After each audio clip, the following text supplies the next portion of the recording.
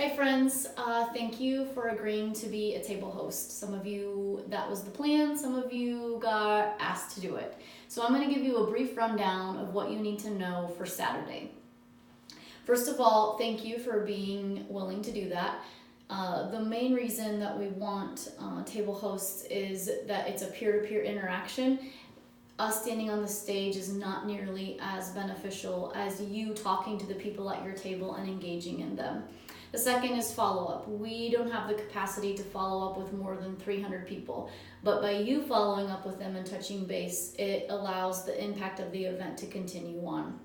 So the night of the event, you're going to, at check-in, you will pick up one of these cute pink envelopes, and everything that I talk about will be summarized on a pink sheet inside of it. So if you're like, I totally forget what Brandy said, I'm not sure what I'm supposed to do, here is your cheat sheet, and that will be inside this envelope. So Garrison Rash will be the MC, and you're going to listen for cues from him. So after dinner, he's going to share part of his story about his interaction with Helping Hands and what that means. And then he's going to say, table host, it's your turn.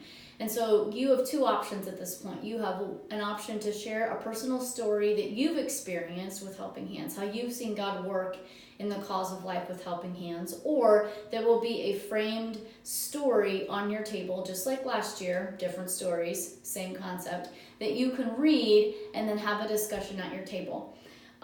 There on this sheet of paper and also on your pink sheet, there are 3 different questions that you can ask. You can ask all 3, you can ask whatever one you feel like needs to be part of your discussion.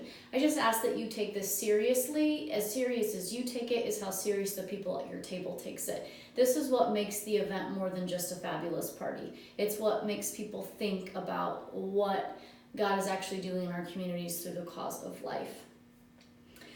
That will only take about 5 minutes. So it may feel awkward at some point, but just work through it. I promise. If you are less awkward and you feel less awkward, the people at your table will be less awkward. After you're finished, Garrison is going to come back up and he's going to finish the rest of the program. We're going to have our speakers. And at the very end then, Elizabeth will be coming up. And then this is when your next job comes into place.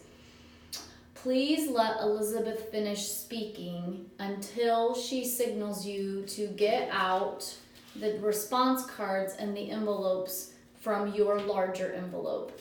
It's really distracting when people are shuffling through here and trying to get things out when she's trying to talk. And honestly, her part is the most important part of the whole entire evening, what she has to say. So we don't want people being disruptive through that. So she's going to say, table host, take out your response cards, and then that's when you're going to take these out. The pens that you need are also located in your large envelope. So you'll distribute those out. She'll wait for you to do that. She'll finish speaking. People are going to fill these out. There might be a song playing. When they're done, they're going to put them back in this envelope, seal them, and hand them back to you. It is your responsibility to take them and to put them in this envelope and to seal it. On your way out that evening, you either need to take this envelope to Linda Ellet or Alexa Reed, and then they will make sure that they collect these and they get to the right spot. That way, we don't lose any of these envelopes in the frantic cleanup.